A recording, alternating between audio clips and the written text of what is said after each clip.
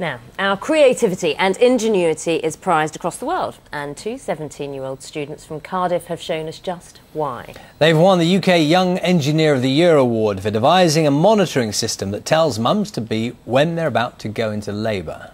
Jessica Jones and Wasim Miah, who created the device, are here. First of all, many congratulations. Let me move this coffee out of the way. This is what you won. And what did you make? What made you stand out from the rest? We made a fetal contraction monitor that measures the intensity of contractions during labour.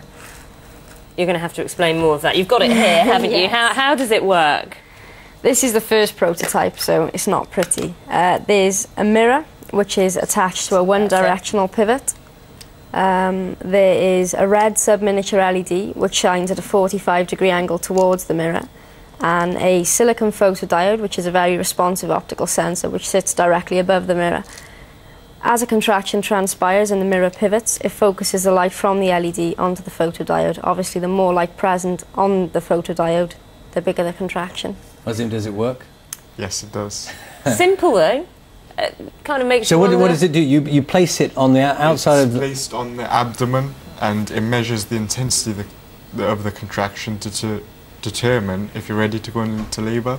And so whose idea, I mean there's two of you here, yeah. Whose idea was it? I mean, we both had separate ideas. My idea came from thinking about, we were stuck in a university, we had to use their facilities, we had no ideas to brainstorm, and that's when I thought that in cartoons, when people have ideas, they get a light bulb drawn over their head, and with a light I thought of using optics, and Jess had a separate idea, similar. Yeah, we arrived at the same sort of conclusion. I was actually thinking about a smoke detector and the way it uses the smoke to deflect the light away from the mirror onto a sensor, so we both arrived at the same conclusion in very separate ways. I said it looks so simple, but often these great inventions do come from something so simple, yet no one's thought about it before. Yes, that's right. It is a very simple design, and I think you're right, that is sometimes the best way. And what happens next with it? Is it going to be manufactured? You said this is a prototype. We entered competitions like the Big Bang Fair and the National Science and Engineering Competition. We solely wanted to get support and funding to take this design further, so it's of a medical standard and introducing wireless capabilities, so it's actually marketable.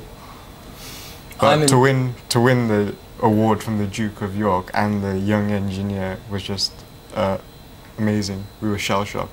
I don't think it's still sunk into us yet. Yes, Jessica, traditionally, on the whole, people think of women, girls particularly, school age, just science doesn't work with them.